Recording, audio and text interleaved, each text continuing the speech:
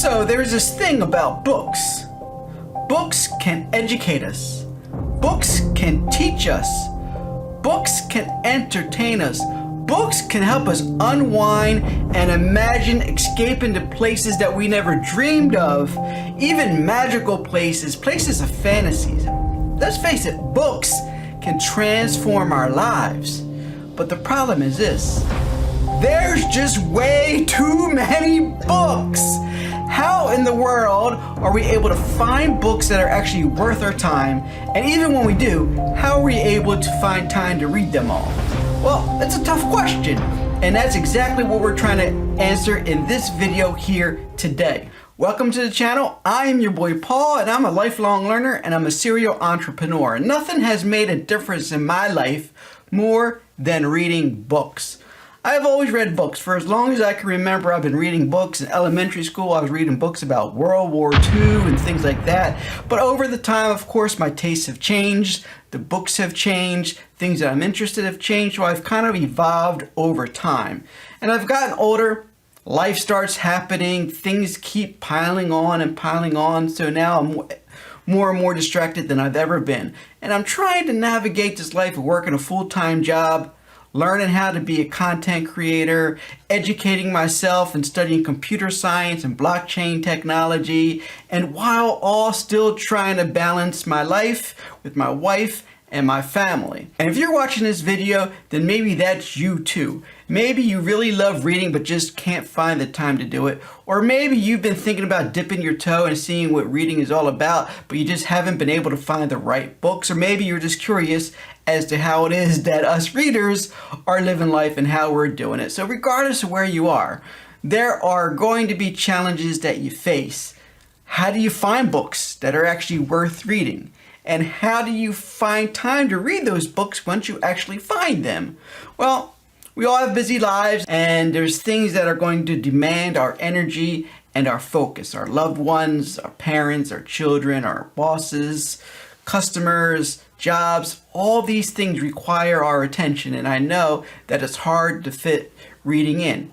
And then the worst thing that happens is that when you sit down and finally find time to read, that you read something that was crap, or wasn't worth your time, or something that was extremely boring. Don't you just hate that?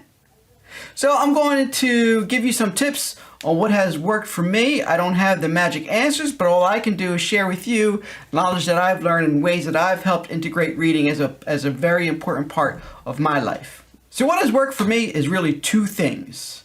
One, developing habits and a program to allow time for reading. And number two, developing a system to help me manage and organize all of my reading. As a matter of fact, right now I'm working on a video that will demonstrate how I use Airtable as my system to organize and manage all of my readings and things that I want to read. And if that's something that you're interested in, make sure that you like this video and subscribe to my channel so you can get notifications when that video comes out.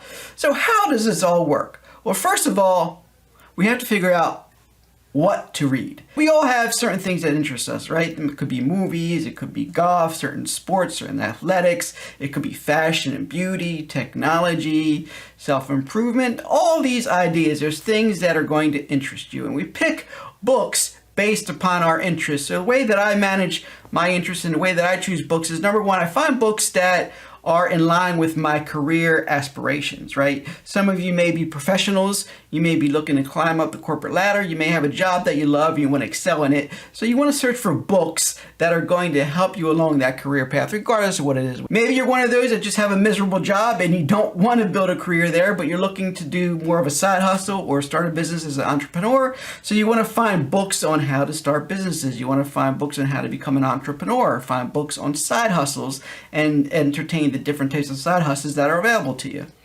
Maybe you kind of like what you do. You're not really worried about building a career, but you have some hobbies. So you want to find books on your hobbies.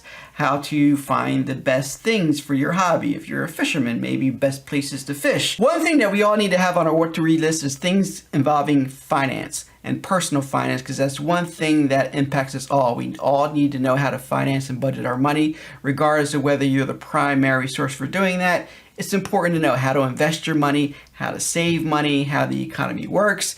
And so different people are going to have different levels of interest in this, but you should all have some books about personal finance. And last of all, things that you're just curious about, right? Like I'm curious about blockchain technology and how it all works. And so I invest a lot of time in reading things about blockchain. What is it that interests you? Find things that you're curious about and then find books about those particular topics. So once you figure out topics that you want to read or things that are going to interest you, then the next question is how to find things to read.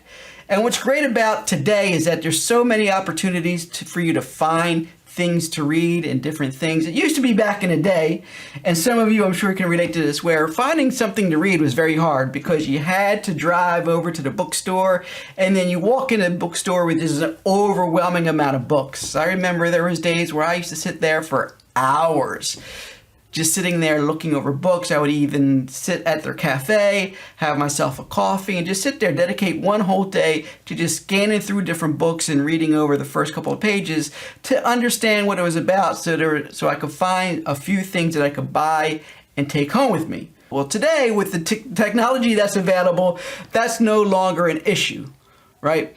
You can find books digitally, you can have them instantly, and so the way that we can buy books now is amazing. And the same thing goes for how to find books, because you no longer have to scroll through all these books to read it. There are websites that are dedicated to giving you summaries of particular books. They will even curate lists of books based upon your interest. So you just go into the website, things like Get Abstract or Short Form or Blinklist.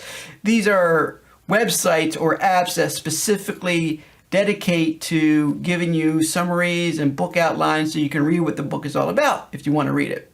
Another way that you can find out things to read is that you can get suggestions from people that you follow, people that you may be watching on YouTube or podcasts that you listen to. Listen to what they're doing and books that they suggest. And as they suggest things, take mental notes of the types of books that they're recommending, who the author is. And I find it's very important. And one thing I incorporated into my system is to mark why you want to read that book and what it is about. Also, you can find books to read from coworkers. So if you're working in a particular career, if there's people that have, from a similar mindset, from a similar background, you could talk to them about what they're reading.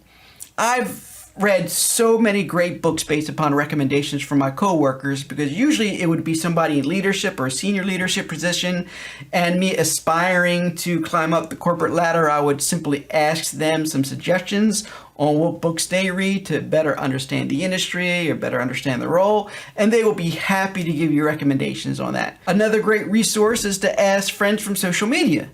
Now, I do want to caution you that you have to be careful with social media. Make sure you know the people that are making these recommendations. I found a lot of success with Twitter and going in and following certain people on Twitter and getting an idea of what types of books they're reading. And I found some really great suggestions on books to read off of following those on Twitter. I don't know which social media channels you use. It doesn't really matter. There are going to be people that will be happily share their book suggestions to you.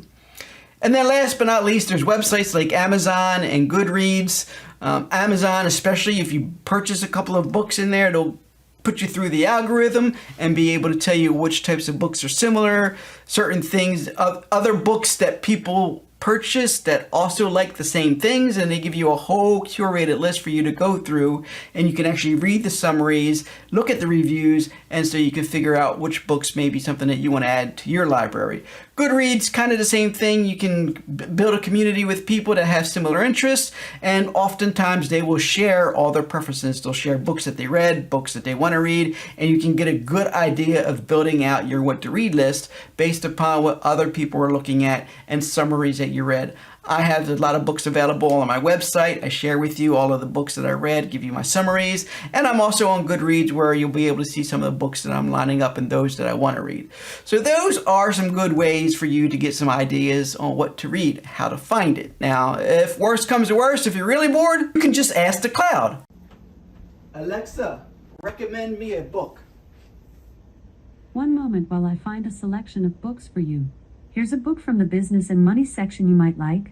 The Blog Startup, Proven Strategies to Launch Smart and Exponentially Grow Your Audience, Brand, and Income Without Losing Your Sanity or Crying Bucket Loads of Tears, by Mira Cawthon. The Kindle ebook is $2.99. So now that you've figured out what types of topics you want to read about, you found out, how to find books and purchase them, what you need to do is figure out how you're going to find the time.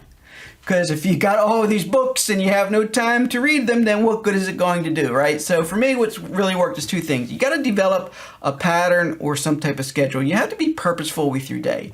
Now, you're going to have a bunch of things that you have to tend to. You have to tend to work, you have to tend to family, you have to tend to emergencies. But for me, I found that waking up early in the morning is the best time for me. I can dedicate at least 1 to 2 hours a day to just reading by getting up real early in the morning. I can get up, set my alarm, take care of my dog, take her for a walk, get her all settled in, and then after that, depending on what's going on in the day, I'll have a good hour to 2 hours to go ahead and knock out some good dedicated reading.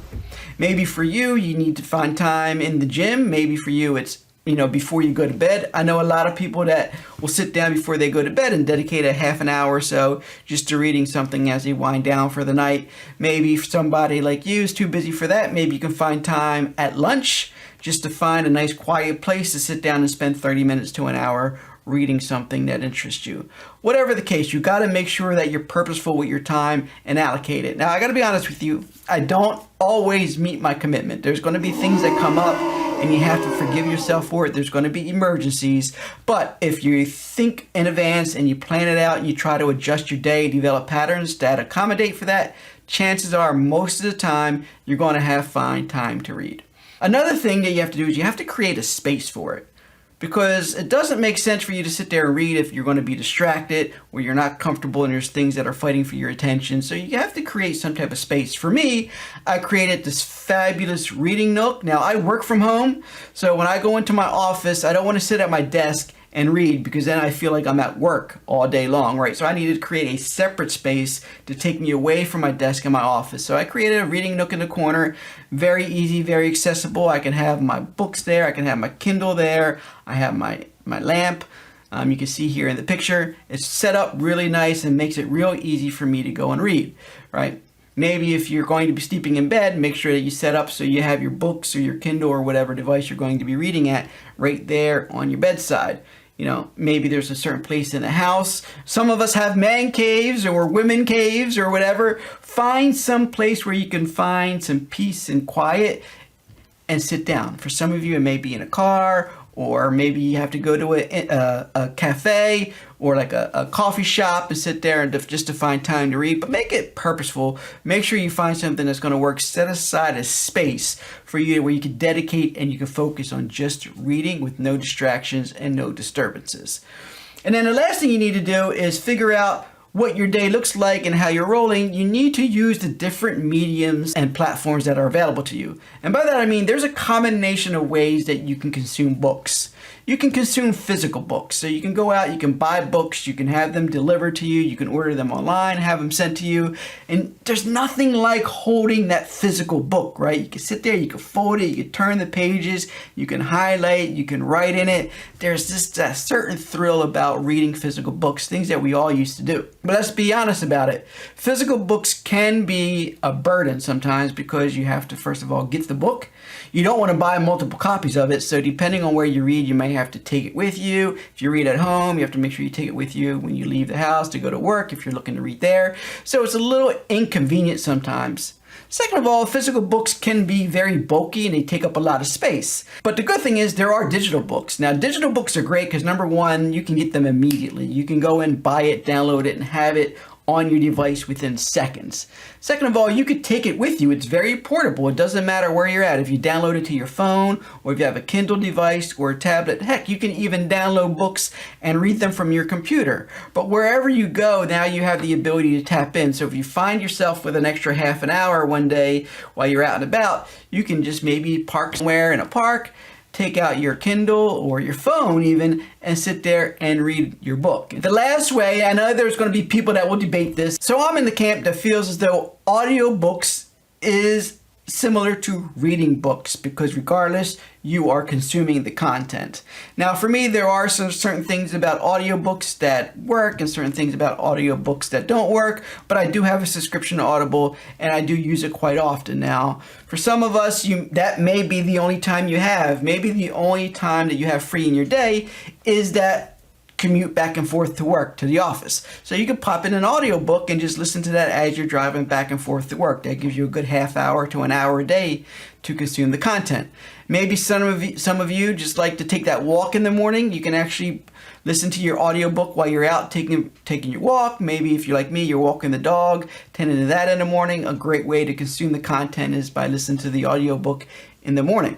Now for me, with my system on how I collect that information, audiobooks do present a particular problem because there's no way for you to mark it up, notate it, and things like that. So for me, I have certain things that I like to use audiobooks for and certain things that I don't. So for me, audiobooks would be something like biographies, informational things where I'm just not generally going to take a lot of notes, but I'm just curious and I'm interested to hear stories. One thing that I'm listening to right now is this book, Sing to Me, from L.A. Reid. You know, I have a background in music, so it's a little bit nostalgic for me. It doesn't really impact anything I'm looking to do going forward, but it's good to hear stories and be reminded of things and music and some things that I love from the past. So audio is a great way to consume books. Last of all, what I want to tell you is this. Don't waste your time on books that you don't like. Guys, there are way too many books out there for you to have to waste your time reading a book that you don't like. And I know how it is. You kind of get invested in it. You hear a great recommendation or you hear this book is all the rage and you dive into it. You're like, I don't get it. I don't know what they're talking about. What in the world is going on? I've been there. There are some books that I downloaded. Once I got into it, I'm like, yeah, I don't think so, right? And that happens. And that's okay. If you don't like the book, stop reading it. Your time is precious. Don't spend your time in reading books that you don't like. Just move on to the next one. In some cases, you can even, if it's on Audible, you might even be able to swap it out and get it and replace it with another book for absolutely no charge. So ultimately, reading is something that's going to be very personal to you. And I don't know where you are in your journey. I don't know what you have going on in your personal life. Maybe you have the time, but you don't have the energy to do it. Maybe you have all the energy in the world, but you just don't have any time available. Maybe it's something that you're just have an inkling of an interest to start doing. You always meant to do it, but you never really found out a way to make it work. I don't know where you are. I don't know what your situation is, but you have to start. And the way to start is by being purposeful, making sure you set up a schedule to allow time for you to do that, and just start researching, start writing books that are in line with your interests, and write things from different areas of your life. You don't want to stay everything in one niche, right? You want to make sure you get a diverse selection of information to receive. Otherwise, you just get bored. So toggle between things about work, things about hobbies, things about passion, things about finance, and, you know, other curiosities that you have in life. Maybe just try it, right? Give it a try, get a couple of books, start reading them, switch them up so it keeps your interest. Make sure life doesn't get in the way of you enriching yourself through reading books. So hopefully this video was able to help you on your path to finding the right books and how to find time to read them. Now, if you're interested in more tools, books, and resources to help you improve your life or your business, then make sure you subscribe to this channel, share this with a friend, make sure that you sign up for my weekly newsletter if you want to follow me on my journey and get a better understanding of my fears, my failures, my hopes, my successes. It's a great way for me to communicate everything that's going on with me in a weekly email straight to your inbox. The link is going to be included in the description of this video. And if you want to check out one book that I read that I've highlighted more than any other book in my collection, then go ahead and check out this video right here. And that does it for today's video, guys. I'm your boy Paul. Thank you for tuning in. I will see you along this journey. Take care, guys.